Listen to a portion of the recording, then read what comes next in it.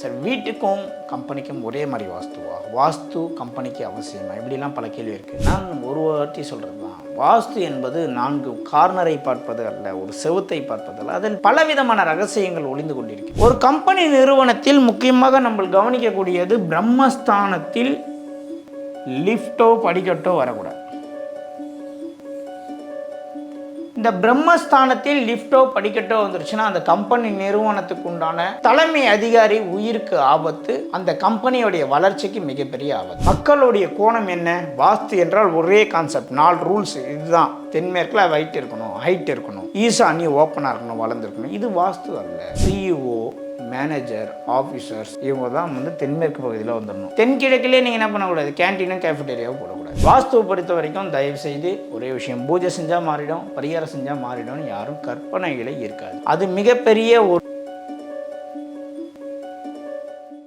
பக்தி கஃபே நேயர்களுக்கு ஏஎல்பி ஜோதிடர் சம்பத் சுப்ரமணியன் அன்பான வணக்கத்தை தெரிவித்துக் கொள்கிறேன். நம்ம நாளுக்கு நாள் ஜோதிடம் விஷயம் நிறைய பேசிட்டு வரோம். அது சார்ந்த இன்றைக்கு வாஸ்து பற்றி நிறைய அப்டேட் கொடுத்துட்ருக்கோம். வாஸ்து சார்ந்த விஷயங்களில் ஒரு கம்பெனி நிறுவனங்கள் எப்படி இயங்க வேண்டும்? சார் வீட்டுக்கும் கம்பெனிக்கும் ஒரே மாதிரி வாஸ்துவா? வாஸ்து கம்பெனிக்கு அவசியமா? இப்படிலாம் பல கேள்வி இருக்குது. இன்றைக்கி நம்ம கம்பெனி சார்ந்த விஷயங்களில் பேசுகிறோம். ஸோ முதல்ல பேசிக்கான விஷயத்தை நான் இந்த வீடியோவில் உங்களுக்கு பதிவு செய்கிறேன். எப்பொழுதுமே ஒரு கம்பெனியில் கம்ப்யூட்டர்கள் இல்லையா, கம்ப்யூட்டர் வச்சு ஒர்க் பண்ணுறீங்க அப்படின்னா இந்த கம்ப்யூட்டர் சிஸ்டம் ஏரியாஸ் எல்லாமே பார்த்தீங்கன்னா தென்கிழக்கில் வரும், இல்லைனா வடமேற்கில் வந்து விட வேண்டும். ஏன் அப்படின்னா ஓனர் பொசிஷன் அப்படின்றது தென்மேற்கு, வடகிழக்கு என்பது என்ட்ரன்ஸ். இது ரெண்டுத்தையும் விட்டுணும். வடகிழக்கு ஈசானியத்தை என்ட்ரன்ஸாக வைத்துவிட்டு தென்மேற்கை ஓனர் பொசிஷன் கொடுத்துட்டு, லேபர்ஸ் ஒர்க் பண்ணுற ஏரியா, கம்ப்யூட்டர் ஒர்க் பண்ணுற ஏரியானா தென்கிழக்கில் கொடுத்துட்டு, கேஃபெட்டேரியானா வடமேற்கில் கொடுக்கலாம். இது பேசிக். ஆனால் கம்பெனி என்பது பலவிதமான கம்பெனி இருக்குது. இப்போ ஏற்றுமதி இறக்குமதி, ஸ்டுடியோ, மளிகை கடை வியாபாரங்கள், பெரிய பெரிய ஐடி நிறுவனங்கள். நான்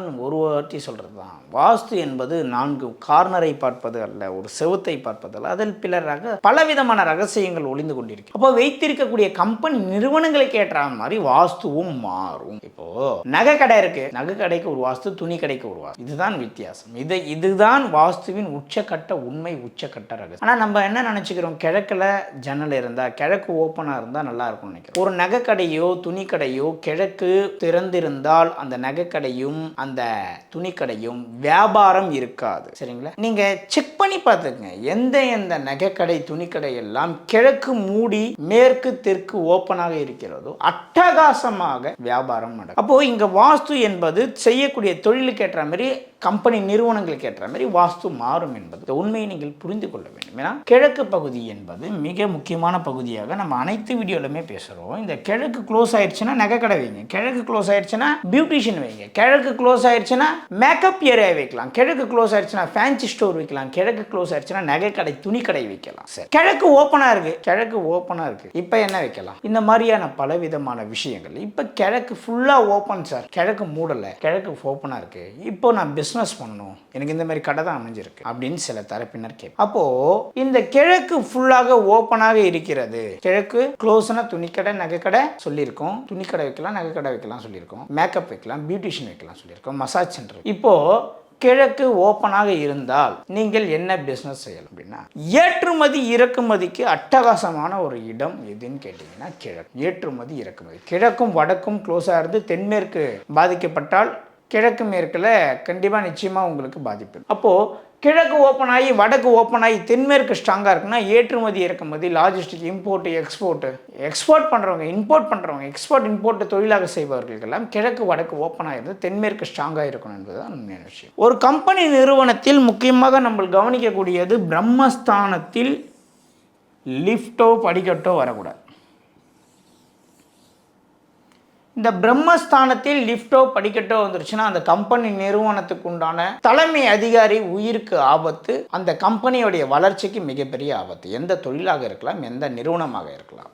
ஒன்று, பிரம்மஸ்தானத்தில் லிஃப்ட் வரக்கூடாது. சென்டர் ஆஃப் தி பாயிண்ட்ல உங்களுக்கு படிக்கட்டு வரக்கூடாது. பிரம்மஸ்தானம் ஓப்பன்ல. ஒரு கம்பெனி நிறுவனம் என்பது ஒரு ஆள் சம்பந்தப்பட்ட விஷயம் இல்லை, பல மக்கள், பலதரப்பட்ட மக்கள் அங்கே வேலை செய்கிறாங்க. இப்போ இந்த வேலை செய்யக்கூடிய மக்கள் தங்கும் விடுதின்னு ஒன்று இருக்கும். இப்போ ஒரு 10 பேர் வேலை செய்கிறாங்கன்னா வீட்டுக்கு போயிடுவாங்க. சில பேர்லாம் குவார்டர்ஸே கொடுத்து வச்சிருப்பாங்க தங்க. சரிங்களா? இப்போ அவர்கள் தங்கக்கூடிய ஏரியா இதே கம்பெனிலே நீங்கள் கட்டுறீங்கன்னா அதில் கவனமும் எச்சரிக்கையும் மிக அதிகம். ஏன்னா நிறைய கம்பெனியில் பார்த்தீங்கன்னா துர்மரணங்கள் நடக்கும். ஸ்டாஃபுங்களே வந்து பார்த்தீங்கன்னா சூசைட் பண்ணிக்கக்கூடிய வேலையாட்கள், லேபர்லாம் சூசைட் பண்ணிக்கக்கூடிய தற்கொலை. இதுக்கெல்லாம் வாஸ்து காரணமான வாஸ்து மட்டுமே காரணம் என்பதை தெளிவாக நீங்கள் புரிந்து கொள்ள வேண்டும். ஒரு கம்பெனி நிறுவனத்தில் நீங்கள் செய்யக்கூடிய தொழில் எதுவாக, இப்போ ஒன்றும் ஒருத்தர் மீடியா துறையில் இருக்கீங்க, சேனல் வச்சுருக்காங்க, அரசியல் கட்சி வச்சுருக்காங்கன்னா இவர்கள் எல்லாம்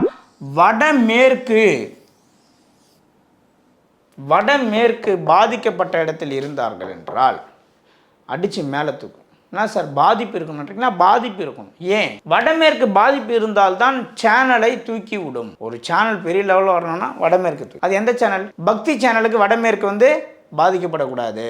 ஆன்மீகமாக பேசுகிறாங்க, அவங்களுக்கு வடமேற்கு பாதிக்கப்படாது. கட்சியை மொத்தமே பேசுகிறாங்கன்னா வடமேற்கு பாதிக்கப்பட்டிருக்கணும். அந்த ஆஃபீஸ் இருக்கிற ஏரியாவில் வடமேற்கு பாதிப்பு இருக்கணும். இப்படி ஒவ்வொரு துறைக்கும் ஒவ்வொரு விதமான வாஸ்து முறை மாறும். மக்களுடைய கோணம் என்ன? வாஸ்து என்றால் ஒரே கான்செப்ட், 4 ரூல்ஸ். இதுதான். தென்மேற்கில் ஹைட் இருக்கணும், ஹைட் இருக்கணும், ஈசானி ஓப்பனாக இருக்கணும், வளர்ந்துருக்கணும். இது வாஸ்து அல்ல. நீங்கள் செய்யக்கூடிய ஒவ்வொரு துறைக்கும் ஒன்றுமே இல்லை. ஹாஸ்டல் வச்சுருக்கீங்க, ஸ்கூல் வச்சுருக்கீங்கன்னா வடக்கும் மேற்கும் கட்டாக இருக்கும்.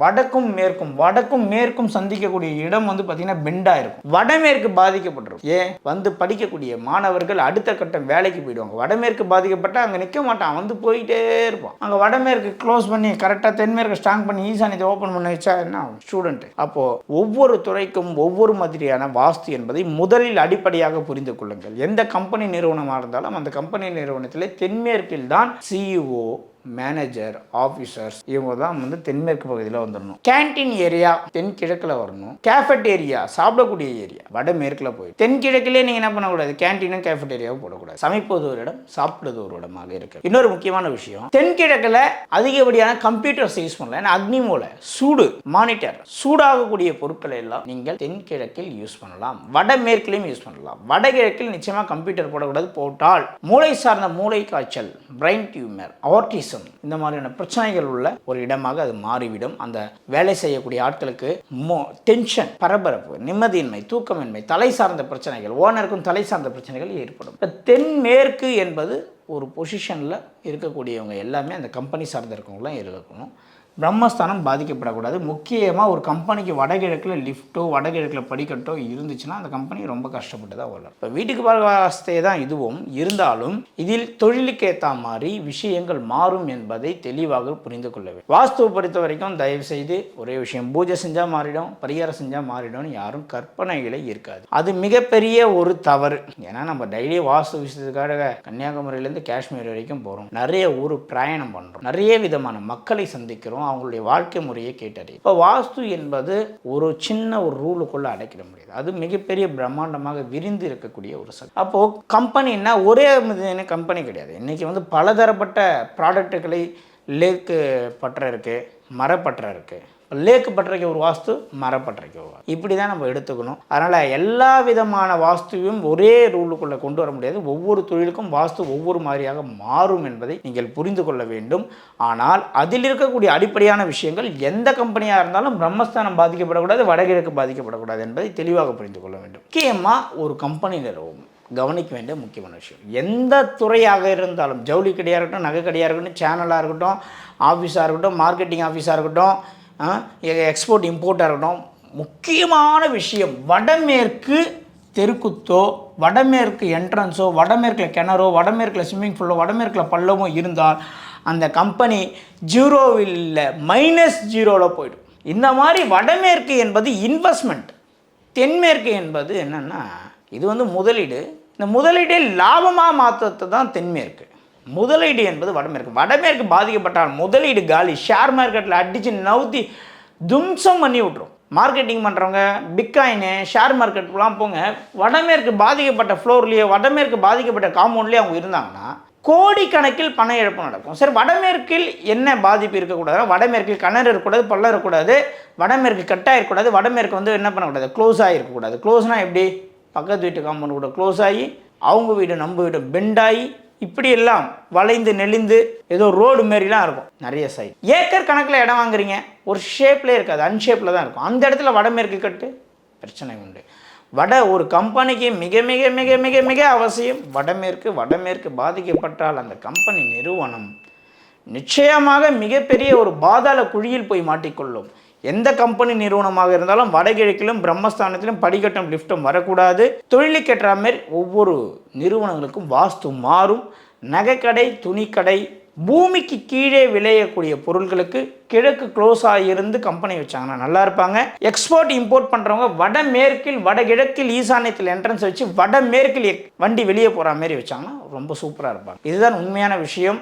இதெல்லாமே அப்ளை பண்ணி பாருங்கள், அப்படியே புரிந்து வரும். நீங்கள் என்ன பண்ணணும்னா அப்ளைனா நாங்கள் எப்படிலாம் வாஸ்துக்கு சுற்றுறோம்னா இப்போ Royal Enfield company, Nissan company, சரிங்களா, இந்த மாதிரி அசோக் லேலண்ட், இந்த கம்பெனி நிறுவனங்கள்லாம் போய் பார்க்கும்போது அவங்களோட எப்படி வாஸ்து முறை இருக்கிறது பார்த்து அவங்களுடைய எல்லா விஷயத்தையும் பார்க்காமலாம் இந்த மாதிரிலாம் பேச முடியும். எல்லா கம்பெனி நிறுவனத்தையும் பார்க்குறோம். பக்கத்து கம்பெனி ஜெயிக்குது, அதுக்கு பக்கத்து கம்பெனிக்கார் தோற்று போகிறார். ஏன்? ஒரே மாதிரி இடம் தான், 100 மீட்டர் வித்தியாசம். கட்டமைப்புகள் வேறு, பிஸ்னஸ் முறைகள் வேறு. ஸோ ஒவ்வொரு பிஸ்னஸுக்கும் வாஸ்து ஒவ்வொரு மாதிரி வேலை செய்யும் என்பதை தெளிவாக புரிந்து கொள்ளுங்கள். நிச்சயமாக இதை அப்ளை பண்ணி பாருங்கள், நிச்சயமாக ஒரு புரிதல் கிடைக்கும். மீண்டும் இது போன்ற ஒரு அற்புதமான ஒரு வாஸ்து டிப்ஸோட உங்களை சந்திக்கிறேன். அதுவரை உங்களிடமிருந்து ஏஎல்பி ஜோதிடர் சம்பத் சுப்ரமணியன். நன்றி. இந்த வீடியோ உங்களுக்கு பிடிச்சிருந்தா லைக் பண்ணுங்க, ஷேர் பண்ணுங்க, கமெண்ட் பண்ணுங்க. மறக்காம பெல் பட்டனை கிளிக் பண்ணிட்டு பக்தி கஃபே தமிழ் சேனலை சப்ஸ்கிரைப் பண்ணிடுங்க.